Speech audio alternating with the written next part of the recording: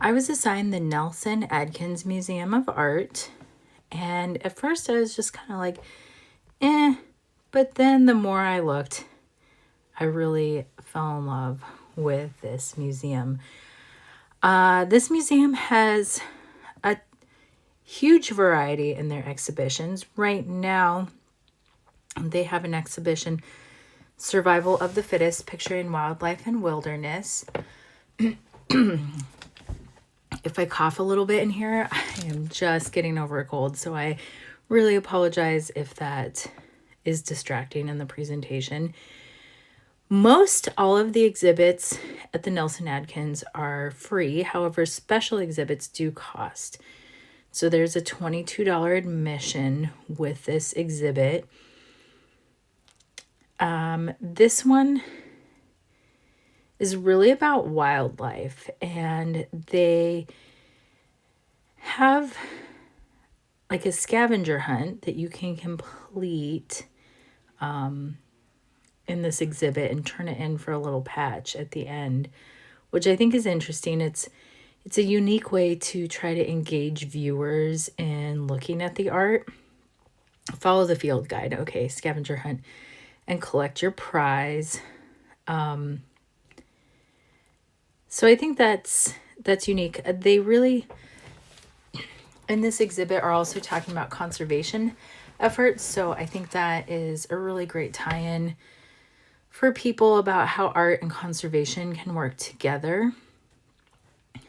So it just looks like a really, really beautiful exhibit, and I wish I could see it in person. But just about the museum in general, I was wondering, what is this shuttlecock thing? Where is this museum exactly? It says that they serve people in Missouri and Kansas. So one of the first things I did was look up the location on a map. And I'm noticing that it is right on the edge in between Missouri and Kansas. So there you go. We are in Kansas City, that city that's half Missouri, half Kansas. So then scrolling out, like, where is this in relation to other places? For me personally, I live in Arizona, but then I was immediately excited because my son is going to school right in Grand Island. And I was like, hey, he's doing his 4th year of nursing school in Omaha. Maybe we can get down to this museum for a visit at some point. Who knows? But that was just a little bit about location for me. Then I was like, so what's going on with the shuttlecock? And I did a bunch of reading. The idea was it's a Klaas Oldenburg, and pardon me if I mispronounce this artist, Couché van Bruggen sculpture. And it's supposed to look like they're playing badminton and the building of the museum is the net. So that's kind of cute, back and forth, and it's just on all their signage. So going back to the actual museum, visiting the museum, they have quite an extensive museum map. This isn't really going to impact students so much, but the grounds are gorgeous. They have some pretty practical guidelines and photography. There is something to do here, though, that I think is really cool. It is an art course, so it's kind of like a goofy golfing course, but based on art. So if you look at it, oh, there's the shuttlecock in the back. It's goofy golfing with an art theme. That is an additional cost, but they do have to maintain upkeep. So before we move on to too much about the artwork, I want to go to the About section, museum leadership, all this stuff.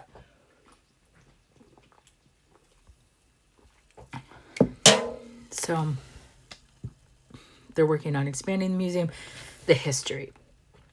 the history of the museum was particularly interesting to me because at first I was like, why is this named the Nelson Atkins Museum? Well, William Rockwell Nelson was a developer, and he felt that for Kansas City to be really civilized, they needed like a grand museum. And I really feel like he was kind of in that early 1900s feeling that we have to create these museum-like palaces. And then Mary McAfee Atkins was a retired school teacher, and that really drew me in as a school teacher. She was also a real estate investor. And she was very, very interested and inspired by art. So both of these people, who I don't know if they ever really met, had put money away.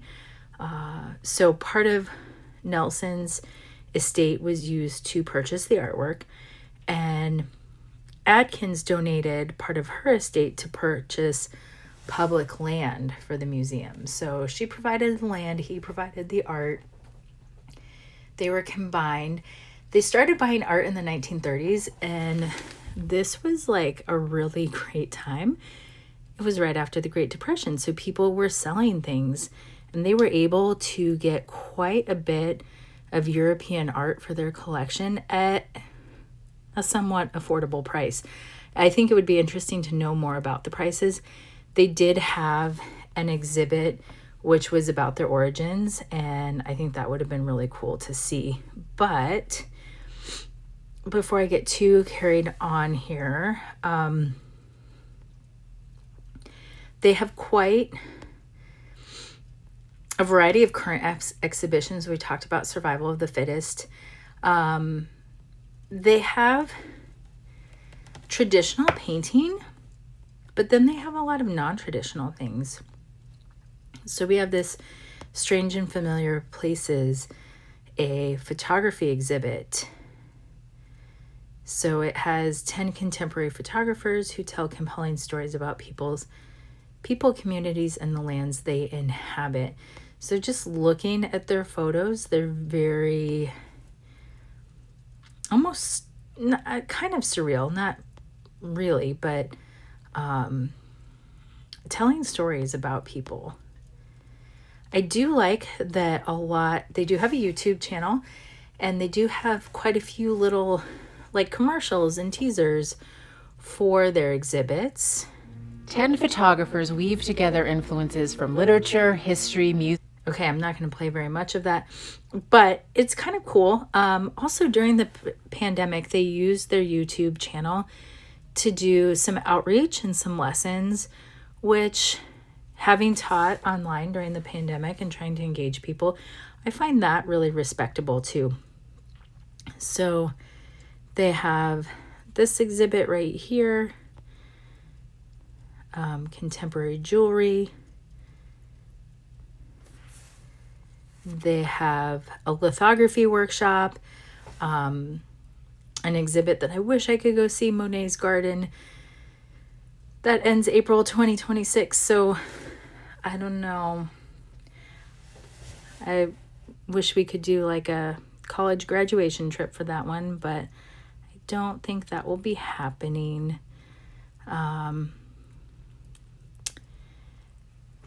Looking more at their art, their collections, they have quite a few collections. I don't like this page, I'm sorry. They had a better page.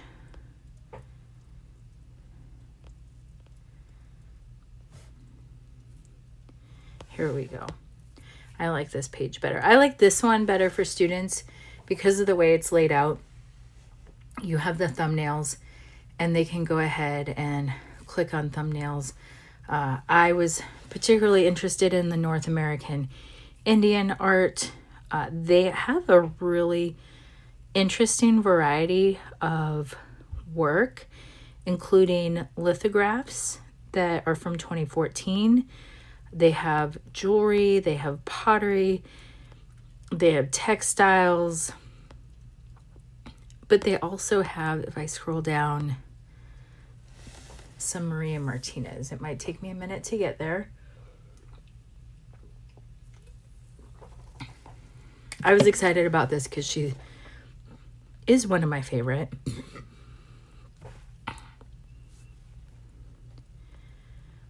I'm sorry, my throat is like really dry. Okay, so we're at the section of the Maria Martinez. I particularly appreciate the quality of photographs on this website. I appreciate how if a student clicks on this, they can see the matte and the shiny black that is typical of Maria Martinez. I just think the quality of photographs in this collection are phenomenal. I really appreciate that you can see the details in the work. A lot of times online resources or even books, they don't show that. And when you're trying to teach about surface decoration, that can be difficult if they can't actually see the matte and the shiny. So another part of this website, they have modern art, they have American art, European art. If you just look at the number of objects, African art is 380, American 830, architecture, design, and decorative arts 5,000, European art 1,100. This Raphael painting is one of their prized pieces. It's on a lot of their t-shirts, kind of like the shuttlecock logo. So they're very proud of that one. But if we move to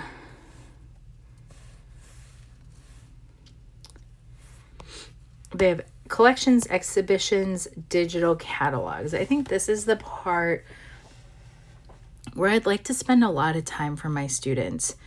So the French paintings catalog is huge. They have Star Collection of Portrait and Miniatures catalog, digital archives, the Nelson Adkins collection, which is 40,000, and Missouri Remembers. I'm going to click on this one real quick because I know that I'll spend a long time in the French painting catalog with y'all. Something I liked about this, as far as if you're trying to teach kids about local art, if I was teaching in Missouri and Kansas, just to really show the kids where these movements were happening, how the women's rights movement is positioned in with civil rights, where World War II was and the Great Depression, and where all those things fit together. I think that's a really nice chart. They also have a bunch of artists, 340, that are listed. Sorry, normally I can click in here and get a list of the Missouri artists. There we go. So I think this is really cool. If you were going to have kids do some research about local artists or a presentation about local artists, it shows you quite a bit about them and does it by area. You can also get all of the artists. Let's get rid of Northwest as the Toggold selection. And now we have all of them. You can see that the icons on the right, it tells you if they were like painters or writers. You can click on the artist, get information about where they were born, they died, their education, a little biography about the artist. I just think that that's really cool for kids to see, you know? So, going back, I'm going to go back up here to the French paintings catalog. The French paintings catalog, you have to click quite a bit, which I think is a little bit awkward. But it does break it down by 17th century, 18th century. pardon me, I'm a little bit nasally. Neoclassicism, Romanticism, 19th century, Impressionism, Post-Impressionism. Anyway, one that I really, really appreciate is this first one. Now, on my iPad, I can't record on my computer. On my iPad, in the bottom left-hand corner, you can see some of the little notes and information are cut off. So I've had to click on the square box under the information mark, and then that gives me these notes.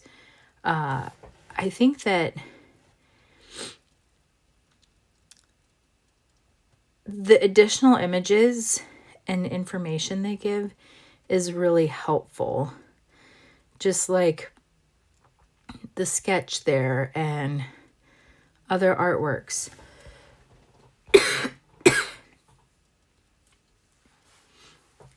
But what I also like is they do really macro images of the paintings, and like I'm always getting in trouble at museums for getting too close because I want to know as much as I can know about what the artist did to the artwork. So I like to see all the cracks, all the brush strokes, everything.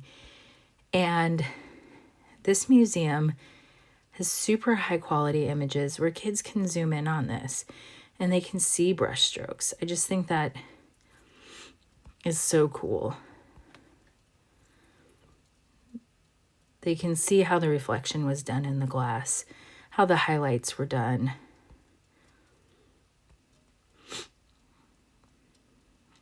I really appreciate the details that they do on that.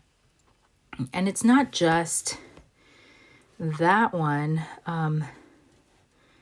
There's another one that I really like the way they did it. Give me a second to find it.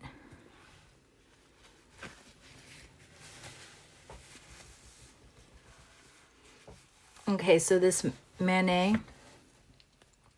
we have the croquet party. And usually when kids get to see an image online, it kind of looks like this. You can't really see all the details. You can zoom in and you can see some of them like a lot more than you normally would. But it still kind of gets blurry and fades out. So these little arrows, let me go where you can actually get the notes.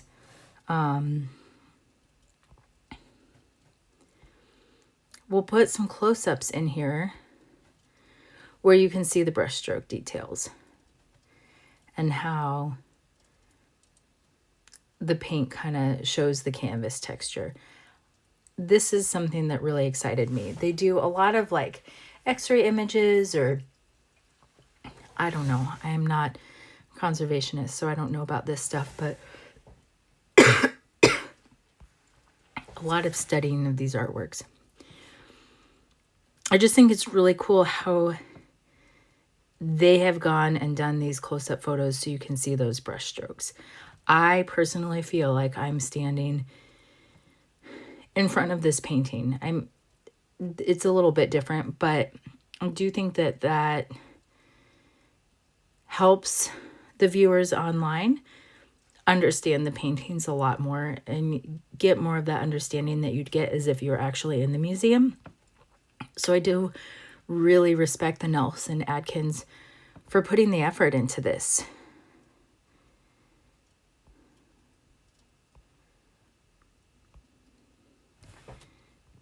So zooming in on her face, it's not blurred out like it was before. You can see that there was some white put down before the eyebrow on the center of the forehead.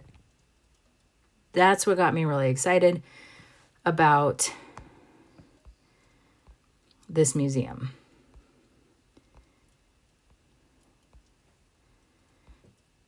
Because I am totally the crazy person standing in front of it.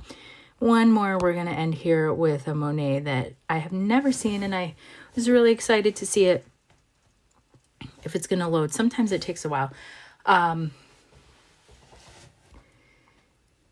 So I appreciate about this museum that they do all these other things. They include all these other, pardon me, aerial view photographs, just all this other information. But then they do the detail pictures.